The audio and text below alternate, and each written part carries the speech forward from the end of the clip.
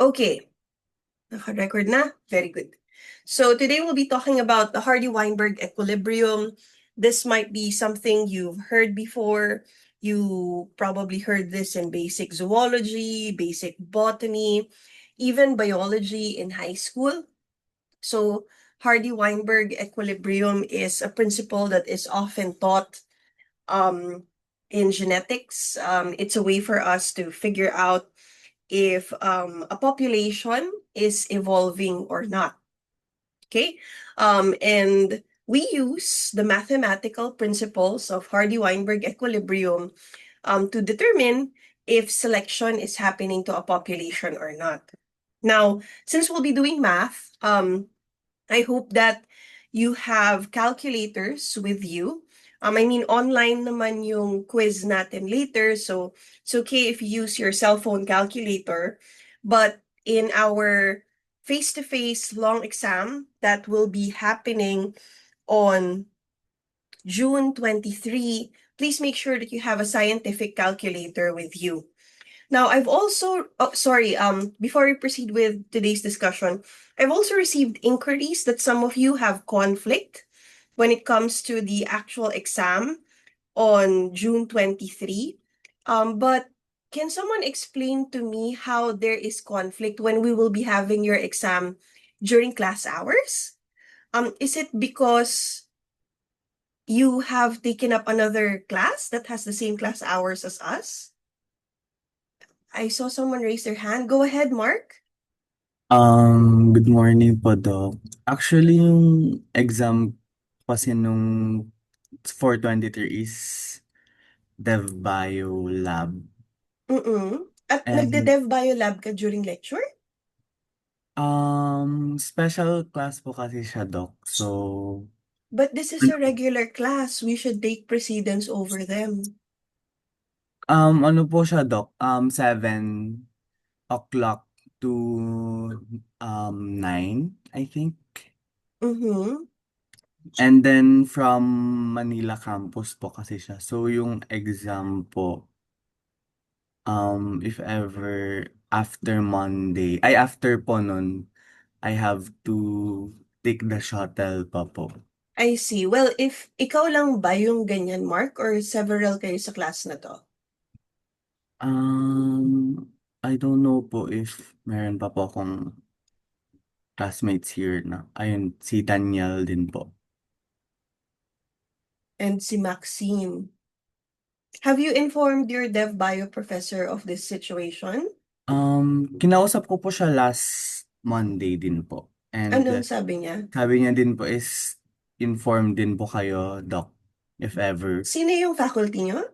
Si Doc Cantilier po. I see.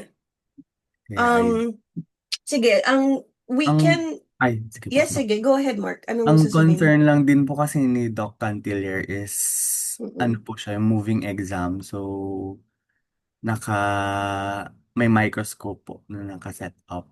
Okay, sige, ganito na lang. On Monday, you can go to the third floor of Henry C. Look for the Shore Center. You have to be there at exactly 9:15 kasi technically hindi kayo pwedeng nag-exam sa ibang klase during our class hours.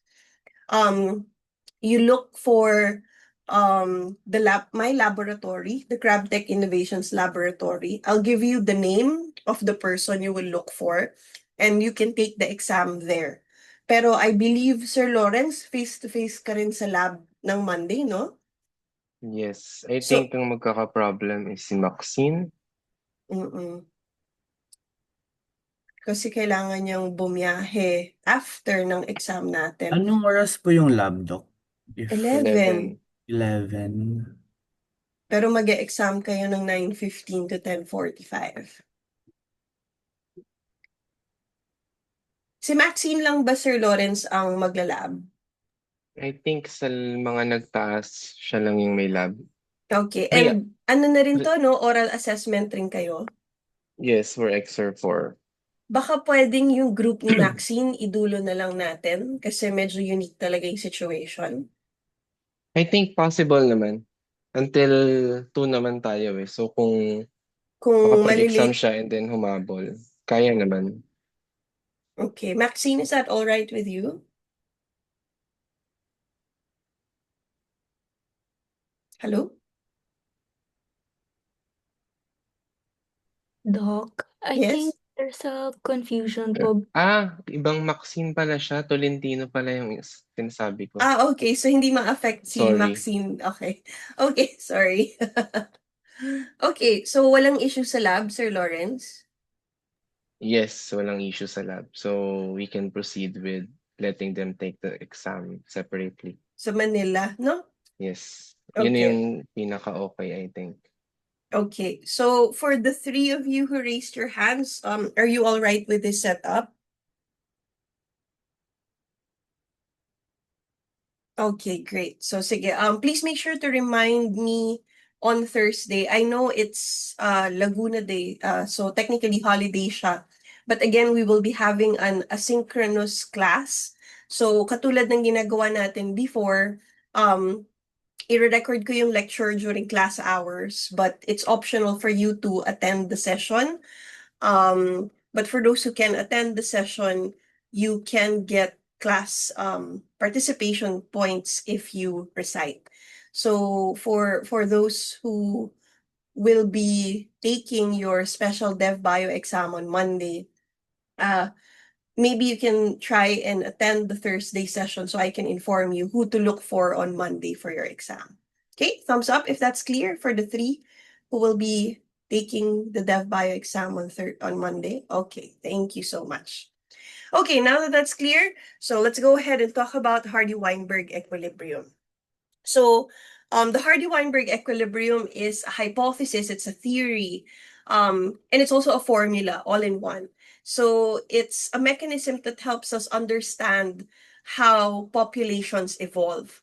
Pero, ang Hardy-Weinberg equilibrium is a condition that happens only to populations that are not actively undergoing evolution or selection. So, it's a formula na tinutulungan tayong malaman kung gaano karaming beses lumilitaw ang isang uri ng genotype sa isang population. So going back to genotype, ito yung uri ng genes na meron ng isang population. So ang formula ng Hardy-Weinberg equilibrium is p squared plus 2pq plus q squared equals 1.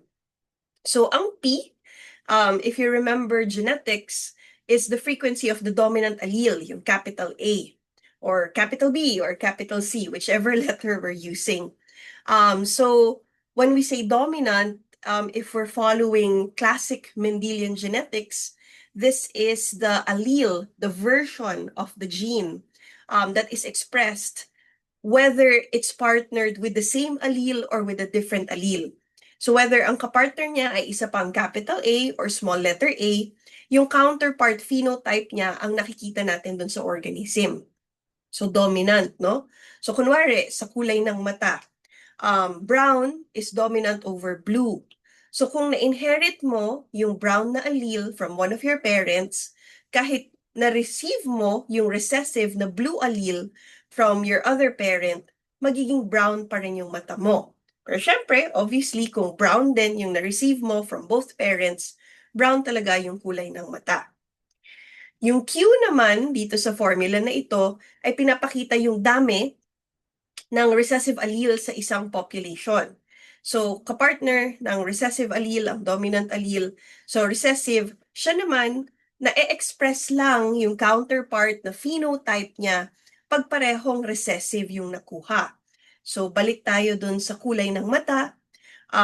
Magiging blue lang yung mata mo pag both parents ay nag-donate ng blue na allele. Pag naka-receive ka ng brown allele, brown na yung magiging kulay ng mata, hindi blue. Okay? So, pag sinasabi natin yung dami ng allele na yon, we refer to it as allele frequency. And ang kailangan nyo lang tandaan, ang ibig sabihin ng allele ay version ng isang gene. So, blue version, brown version. Kung pagdating sa peas, yung popular example ni Gregor Mendel, yellow version versus green version ng kulay ng seed. round version versus wrinkled version pagdating sa surface ng seed. Kung titignan naman natin yung predator-prey variety natin, pwedeng meron tayong hand version versus knife version versus fork version. Yun yung allele, no? Version siya ng isang gene. Okay. Ngayon, tingnan naman natin yung actual formula. Pag p-squared, yan yung dami ng beses na lumilitaw sa isang population yung homozygous dominant na genotype. So, yun yung capital A, capital A. So, yun yung tinatawag nating genotype frequency. Yung 2PQ, yung second portion ng ating formula, siya yung dami ng beses na lumilitaw yung heterozygous genotype. So, pag pinag-combine, yung dominant tsaka recessive. So, again, genotype frequency siya, gano'ng karaming beses na may organismo na ganun yung genotype na meron. And then Q squared is yung dami ng beses na yung homozygous recessive genotype, small a ang meron. So, lahat yan ginagamit para makita natin kung may selection ba na nangyayari sa isang organism o wala. Ngayon, bago tayo mag-proceed dun sa exciting na part ng ating discussion, which is yung maraming computations, meron lang akong gustong ipaalala sa ating lahat. Na unang-una, karamihan ng mga populations na meron sa mundo ay hindi naka-Hardy-Weinberg equilibrium. At dahil ito sa fact na most of the populations are actually actively undergoing selection. Lalong-lalo na ngayon kasi we're experiencing climate change. So, nagbabago yung average temperature na kinapapaligiran natin. Pagdating sa mga organisms na nasa ilalim ng dagat, nagiging mas acidic yung tubig, nag-iiba yung salinity. So, dahil nagbabago yung environment, may tendency rin na magkaroon ng selection na pe-pressure tayong magbago as a population. So, karamihan ng populations ay wala sa Hardy-Weinberg equilibrium. Pero, importante pa rin siya kasi ginagamit natin siya bilang isang baseline para ma-compare natin kung anong uri ng selection ang nakikita natin dun sa populations. So, sige nga, para lang ma-check kung gising pa kayo. And also for our first round of class participation scores for today, ano nga ulit yung mga uri ng selection kung natatandaan nyo pa sa laboratory discussions nyo or pwedeng sa mga pre-recorded lectures? Maybe give me one and then give a description. So there's 3 main types of selection. So any kind. Okay? Mga gustong mag-recite, maybe raise your hand. Hala, tulog pa sila, Sir Lau. Hala, paano kaya yung quiz nila mamaya? Ano nga ulit yung mga uri ng selection? What if now na yung quiz? Oo, sige, ganito na lang guys. Kung walang sasagot sa amin, end na lang natin ito kasi para saan pa tong discussion kung di niya rin naman pala pinanood yung pinapanood namin sa inyo. Uhu. Magpapaquiz na lang tayo. Ano na? Uy, hindi to joke ha. Pag wala talagang sumagot, i-end ko na yung discussion tapos mag-quiz na lang tayo. 10, 9, 8, 7, 6, 5, 4. Okay. Stace, go ahead. Hello.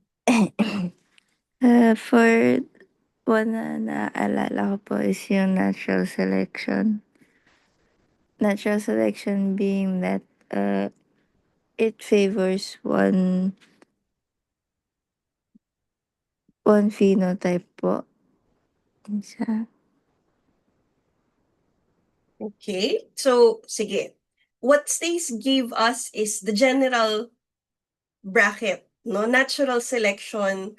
there are natural selection versus artificial selection. Natural selection is when nature is the one putting selective pressures, whereas artificial selection is when humans are the ones given. But within the general umbrella of natural selection, merong tatlong uri ng selection na dapat na alam nyo na sa laboratory, and at the same time, nandun din siya sa pre-recorded lectures. Sige, Mark, go ahead. Give me one type. From what I can remember po, Doc, is yung stabilizing selection. Okay? And to describe it visually sa graph, parang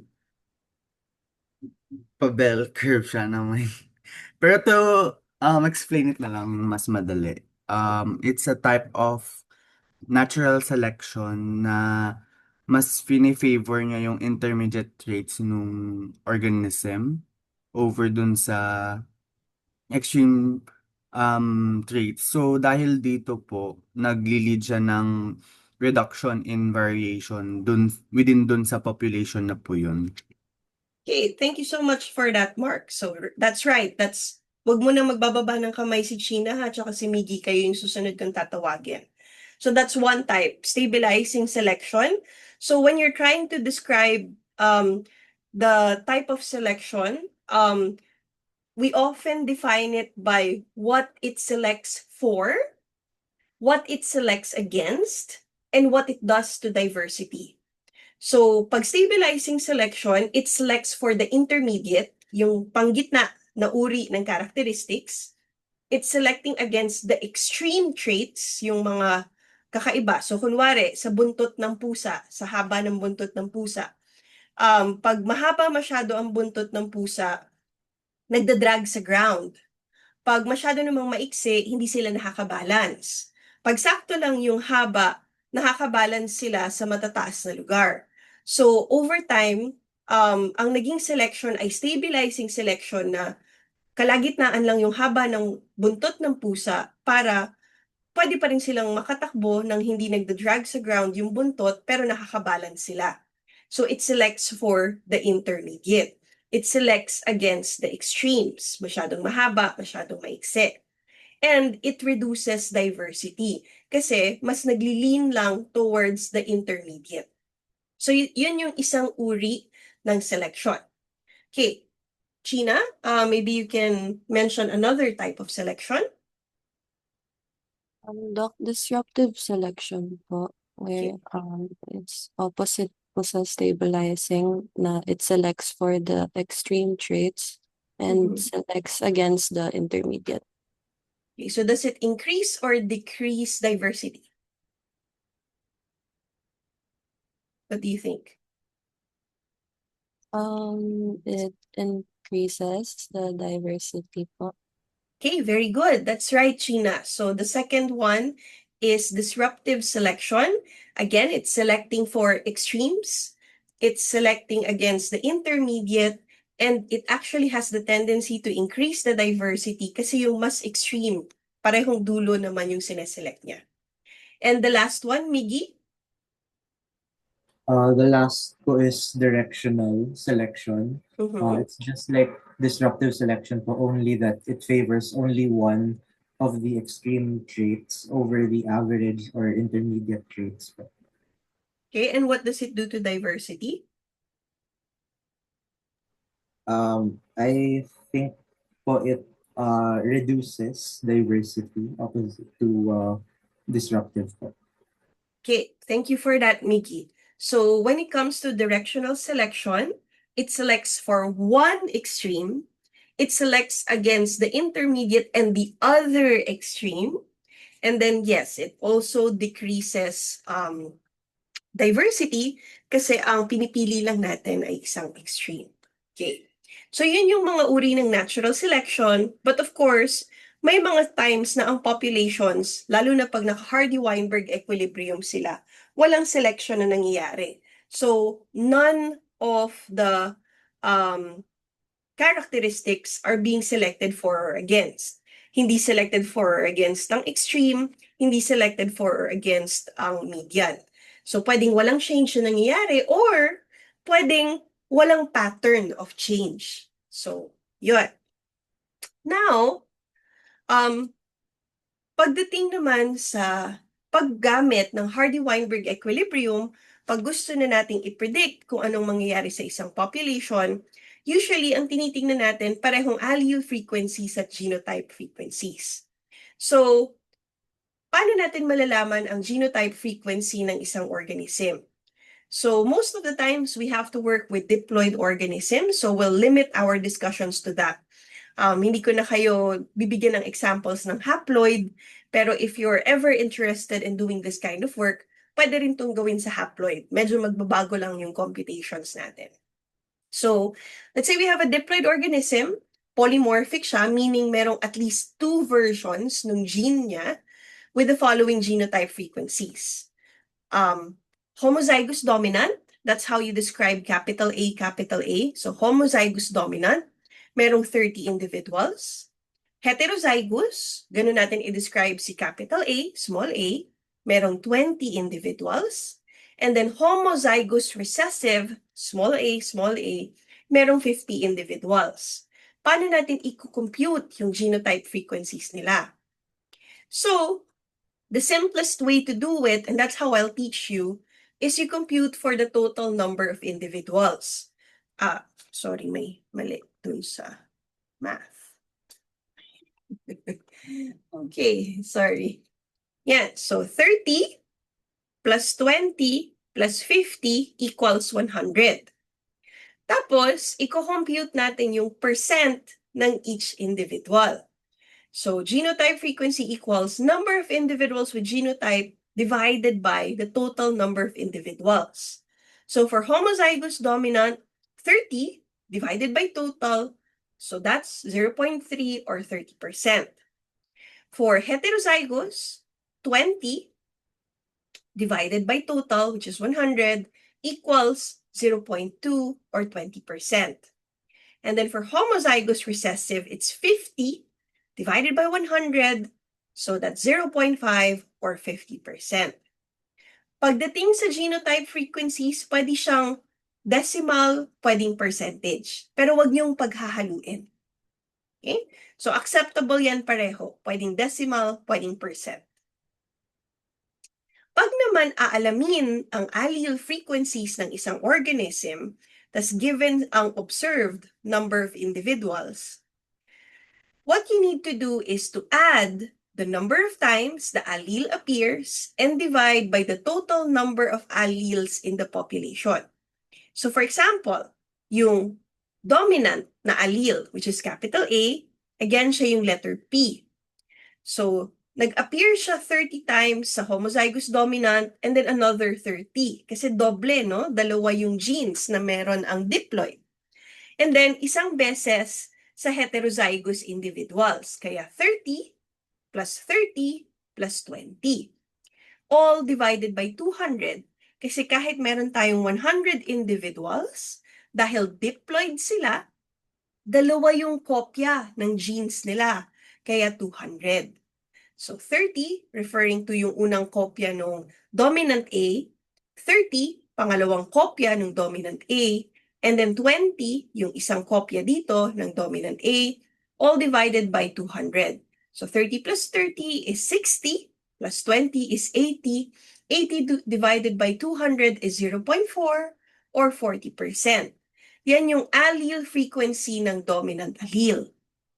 Pagdating naman sa ating recessive allele, ganun ulit. Ilang beses siya nag-appear dito sa heterozygote? 20 times.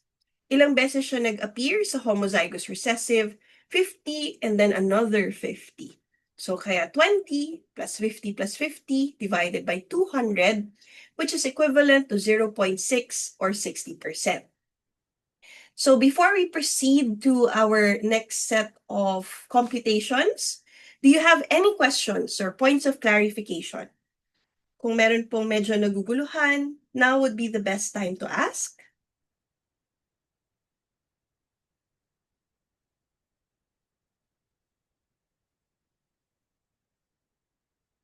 Okay, so kung wala talaga, sige, we'll move forward with our discussion.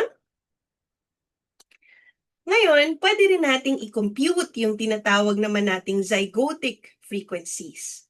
So kung zygotic frequencies naman ang ating gustong alamin, ang kailangan nating tandaan is that pag nag-meiosis yung organism, pwede siyang mag-produce ng sperm tsaka ng egg na haploid na lang yung dala. Meaning, tig-isa na lang na allele. So pag meiosis tong 30 individuals na to na homozygous dominant, yung isang set ng sperm or egg, ang bitbit lang niya ay isang dominant na A, tas yung kabilang set naman ng sperm or eggs, ang bitbit niya ay isa pang dominant na A.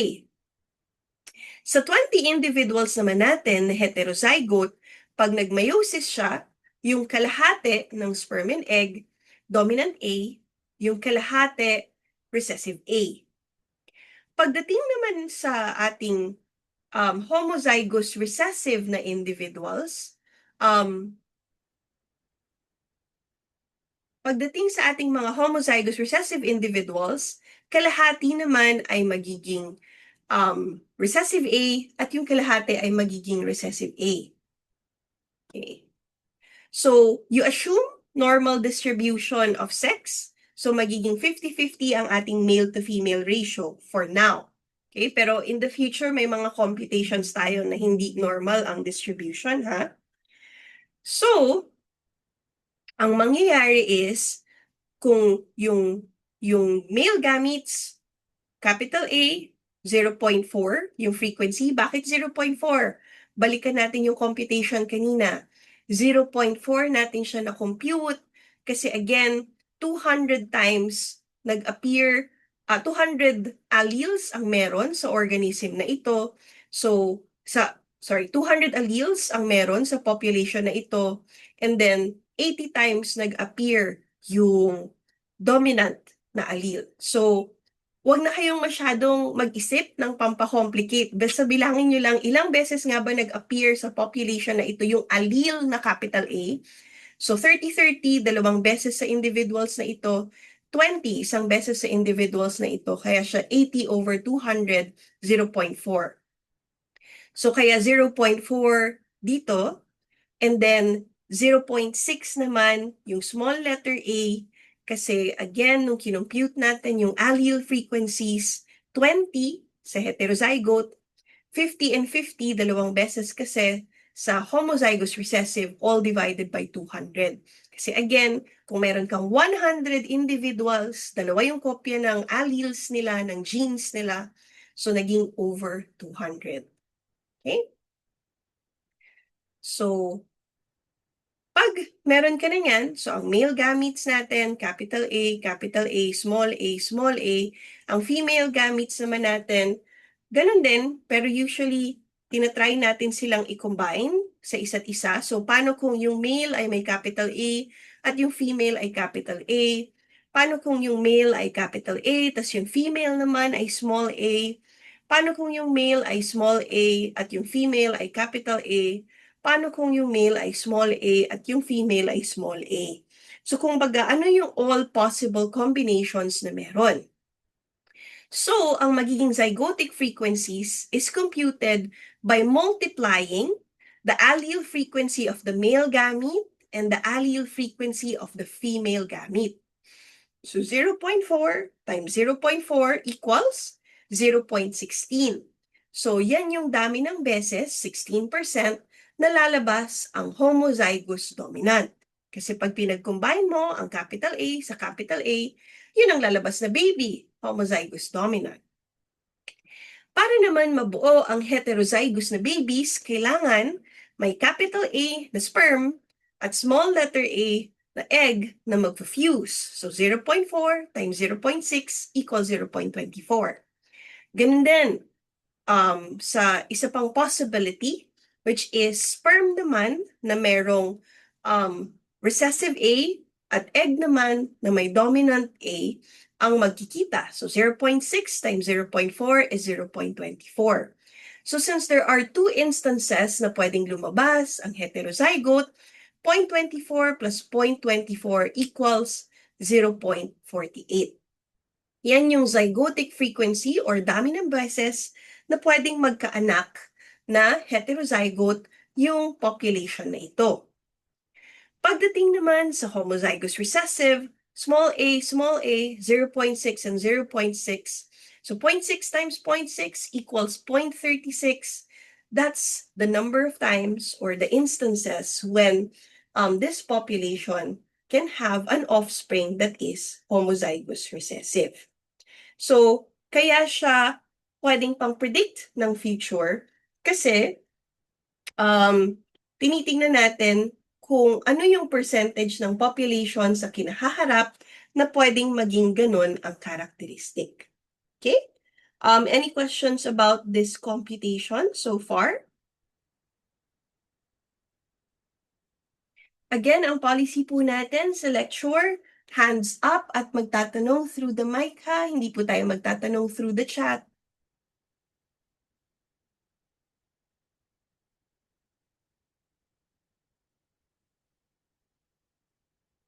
Okay.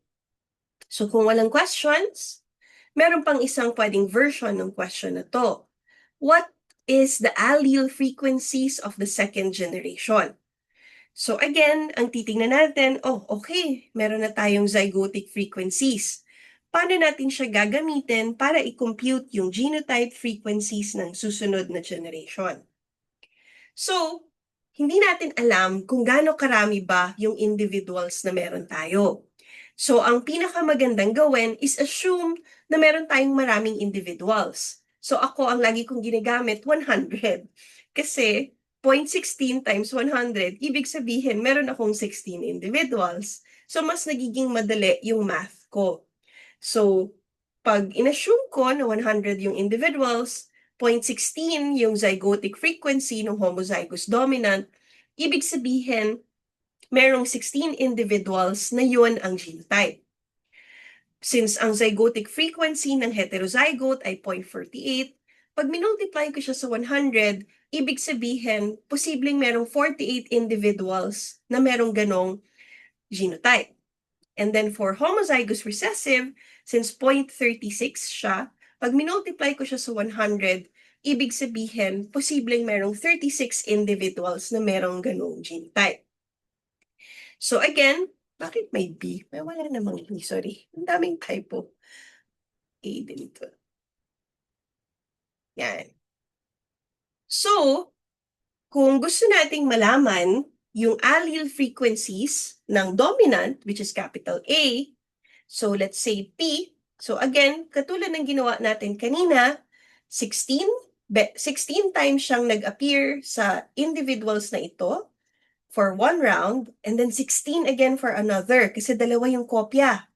And then 48 na beses sa heterozygotes, all divided by 200. Kasi again, kahit meron tayong 100 na individuals, meron silang 200 alleles kasi diploid. So 16 plus 16 plus 48. So that is, sorry, kinukuha yung calculator ko. 16 plus 16 plus 48, that's 80 divided by 200, 0.4. So 40% or 0.4 ang allele frequencies ng dominant allele sa second generation. Pagdating naman ng recessive, so again, 48 na beses siyang lumitaw sa individuals na ito, sa heterozygotes, and then 36 times for one round sa homozygous recessive, and another 36 for sa homozygous recessive. So 48 plus 36 plus 36, that's 120, all divided by 200, 0.6 or 60%. Yun ang magiging allele frequencies for the second generation. Okay?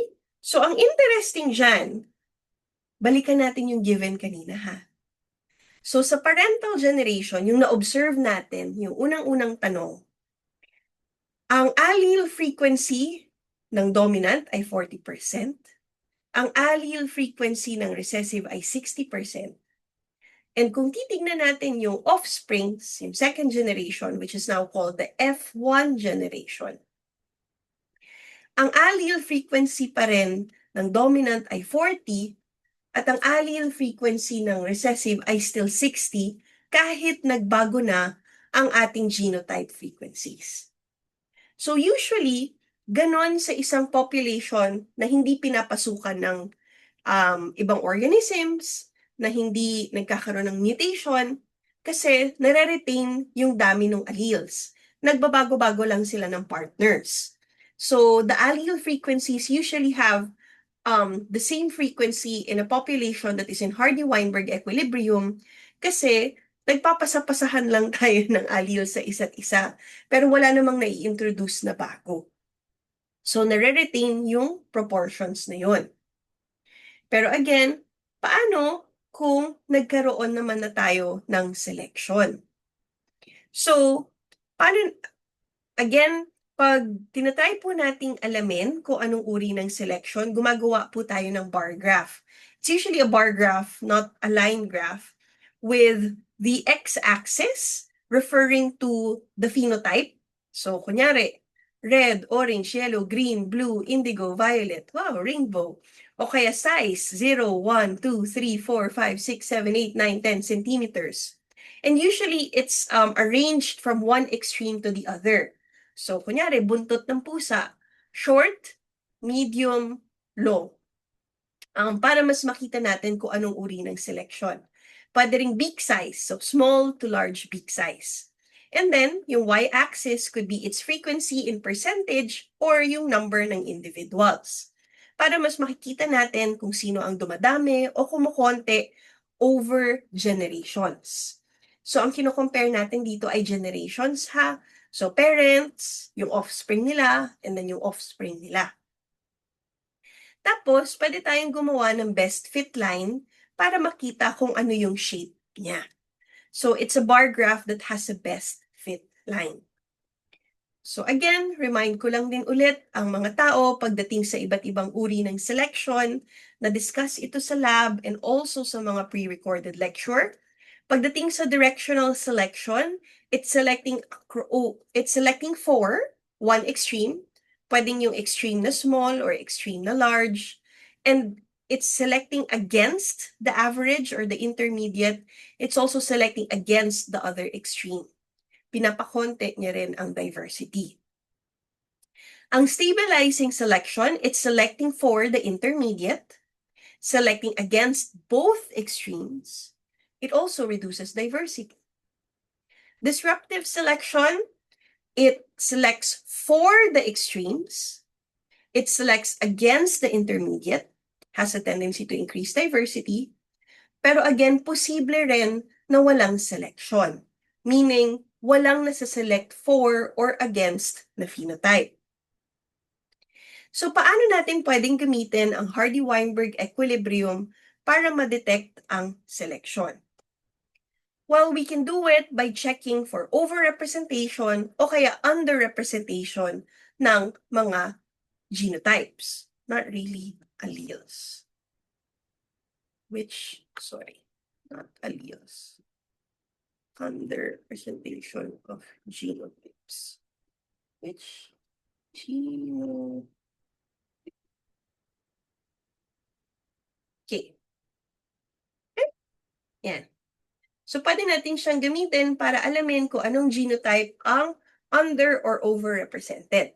So, here's an example. Kunyari, meron tayong mga rabbit. So, yung color kasi ng rabbit ay kinokontrol lang ng isang gene. Pag homozygous dominant siya, black yung fur. Pag heterozygous, gray yung fur. And then pag homozygous recessive, white yung fur.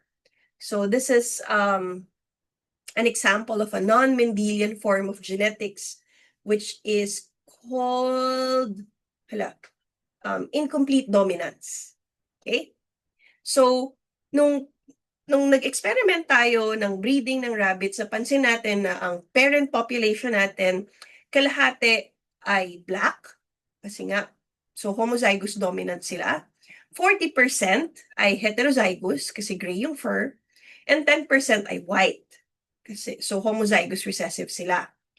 If the population ay inassume natin na naka-Hardy-Weinberg equilibrium, pwede nating i-calculate kung ano yung expected genotype frequencies nila, and therefore, malalaman natin kung anong genotype yung underrepresented. Paano yung ginagawa? So, una, i-calculate muna natin yung allyl. Sorry, na-OOC ako. Genotypes. Okay. So, the first thing that we do is to calculate yung allele frequencies. So again, in a population of 100 individuals, kung 50% ay homozygous dominant, ibig sabihin 50 individuals yung meron nung allele na yun. Yung meron yung genotype na yun. 40% ay heterozygous, so 40 individuals ang meron ng ganung genotype. 10% ay homozygous recessive, so ibig sabihin 10 individuals yung merong ganong genotype. So para malaman natin yung allele frequency nila, katulad ng ginawa natin kanina, 50, so 2 beses lumitaw yung allele, another 50, and then 40 kasi isang beses lang, all divided by 200. Kasi even though meron tayong 100 individuals, diploid sila, so ibig sabihin may 200 copies sila ng gene. So 50 plus 50 plus 40 is 140 divided by 200. So recheck ko lang kung tama ang aking computation ng ginagawa ko tong slides na to. 0.7 or 70%. So yun yung allele frequency ng dominant allele, yung capital B. And then for the recessive allele, okay, so 40 times siyang lumitaw dito sa heterozygotes, 10 times once, 10 times another, so basically 20 times siyang lumitaw dun sa recessive individuals. So 40 plus 10 plus 10, all divided by 200. So 40 plus 10 plus 10 is 60 divided by 200, 0.3 or 30% yung allele frequency ng ating recessive allele. Ngayon, once alam na natin yung allele frequencies, pwede na nating i-calculate yung expected genotype frequency.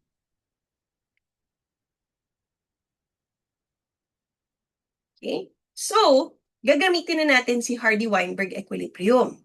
So, aalamin natin ngayon kung ano ang genotype frequency ng homozygous dominant by multiplying the allele frequency of the dominant allele. So 0.7 times 0.7 is 0.49.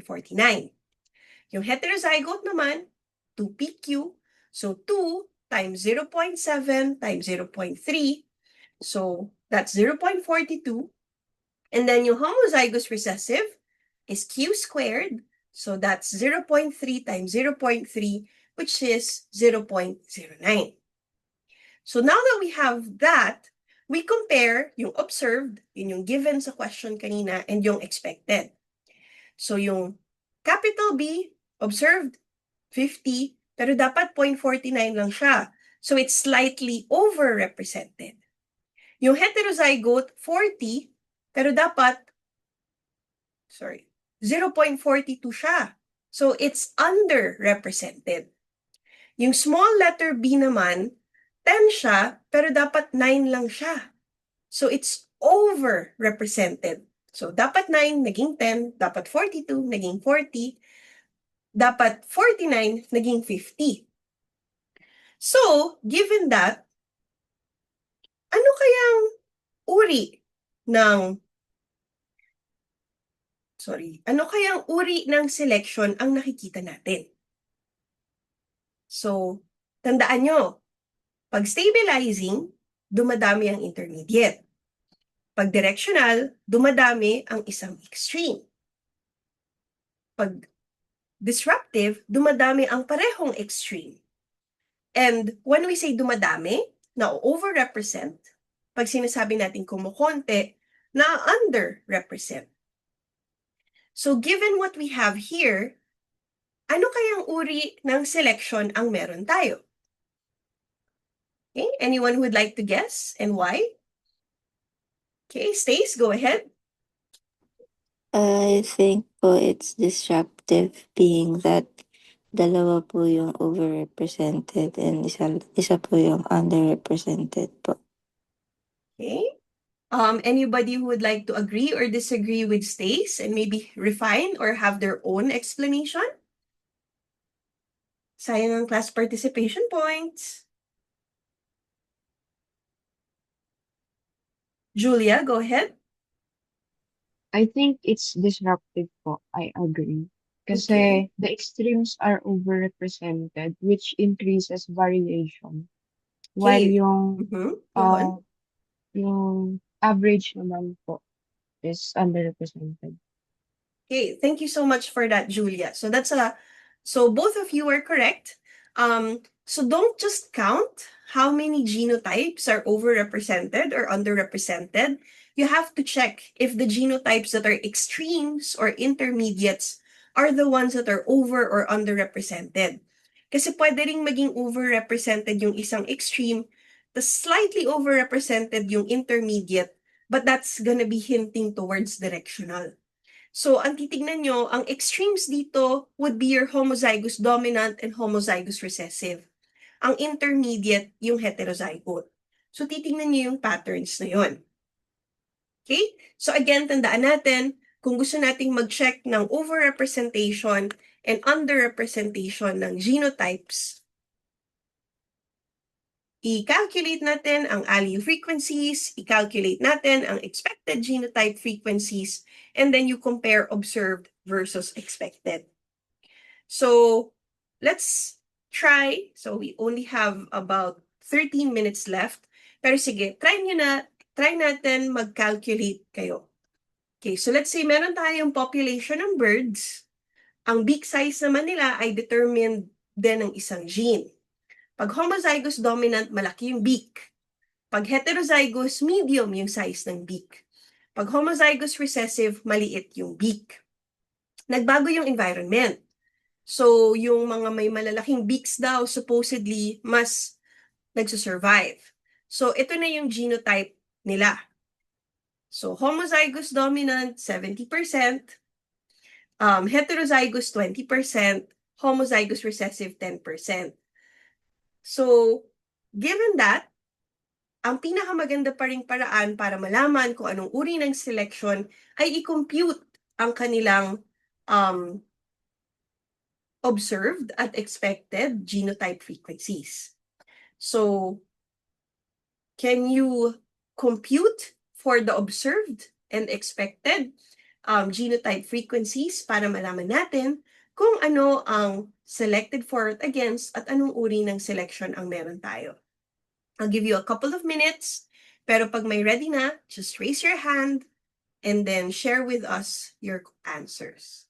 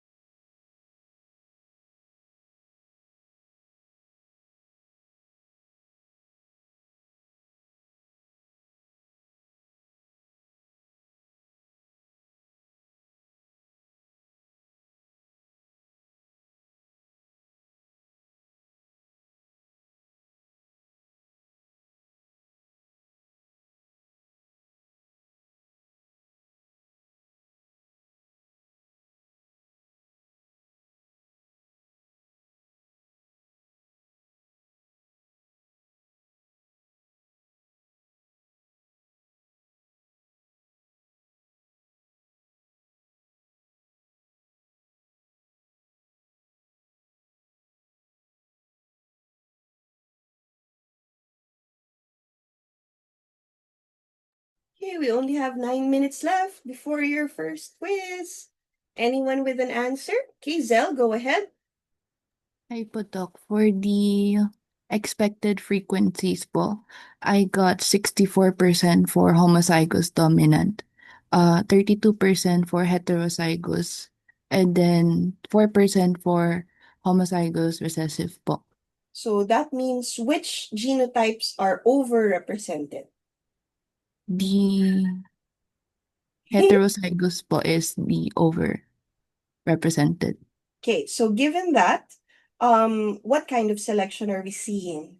The selection po is the stabilizing selection because it selects for the average po. Okay, very good, Zell. So Zell is correct in her answer. So for the rest of the class, just in case you're not sure how Zell was able to answer this question, again, the first step is to calculate for allele frequencies. So you start with 100 individuals kasi yun ang pinakamadaling i-compute, which means you'll have 70 with homozygous dominant, 20 for heterozygous, and 10 for homozygous recessive.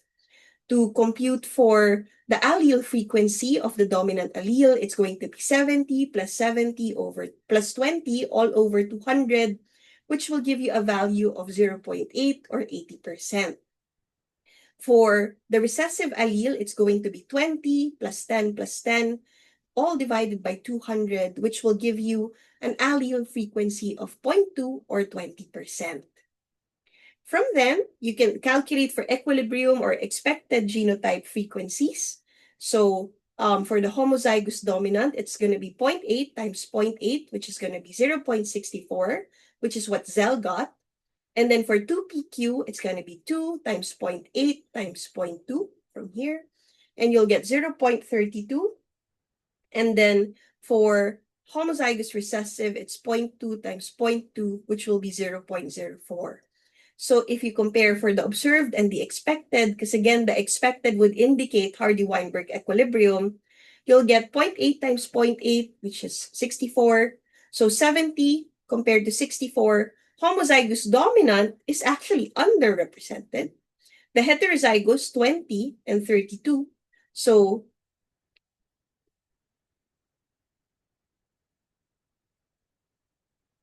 wait, okay, so for Zell's answer, let's calibrate again. So 70 is the observed for the homozygous dominant, but it should only be 64.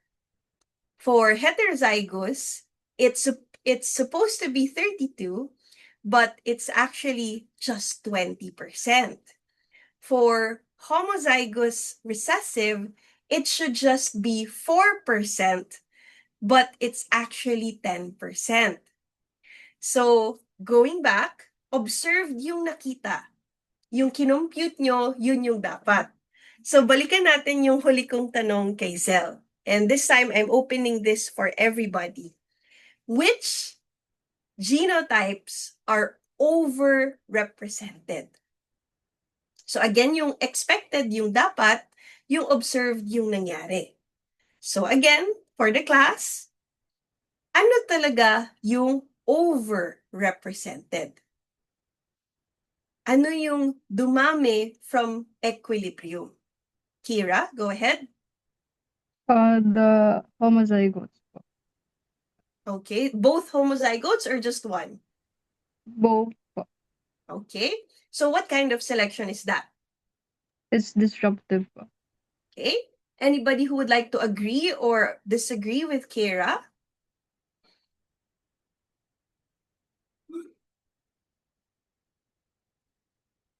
Wala? Anybody who would have a question?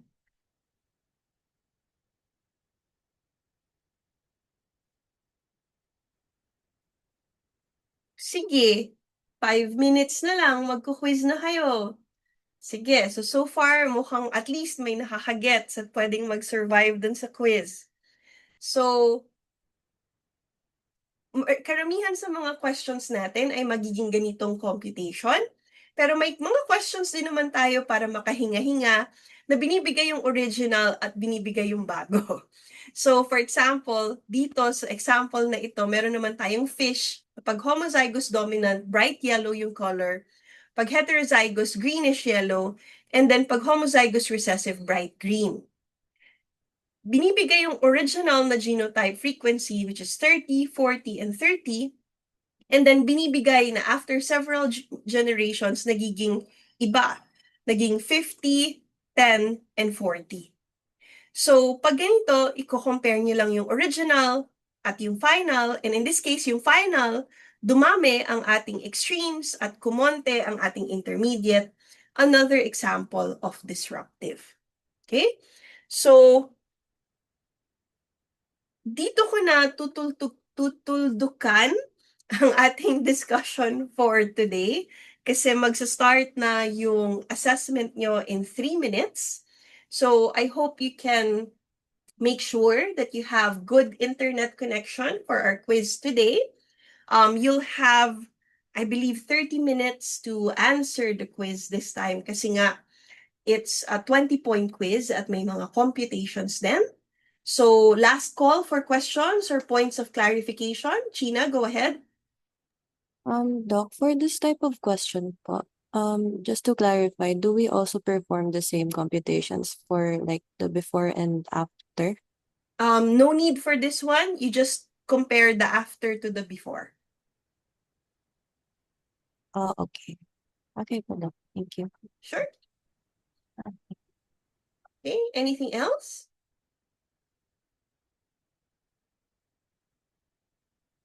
Julia, go ahead. For this type of question, the original genotype is the equilibrium po. Not necessarily. Kasi pwedeng never naging in equilibrium yung population.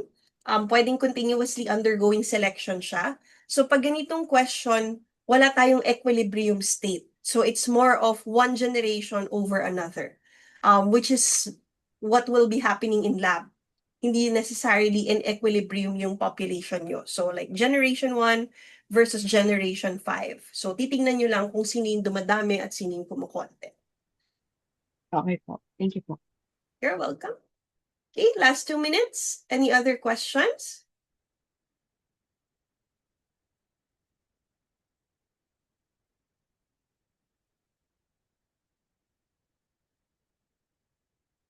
Okay, if none, so I hope you can use the last 2 minutes to make sure your setup is stable and calm and that you have an accessible calculator with you for your quiz. So good luck with the quiz, and for those who will be joining me in the asynchronous recording on Thursday, I'll see you then. Kasi on Monday next week, kikita na tayo face-to-face, pero sa Laguna campus na. Thank you so much, everybody. Bye. Good luck.